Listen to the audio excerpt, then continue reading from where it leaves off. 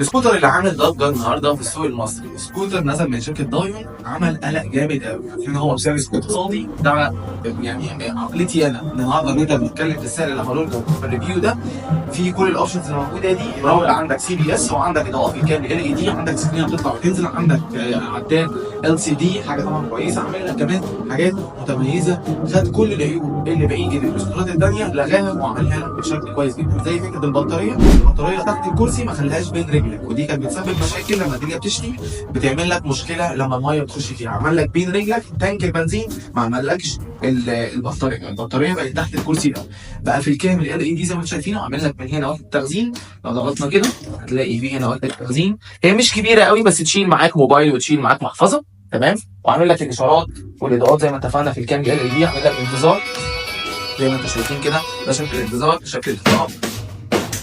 عايزين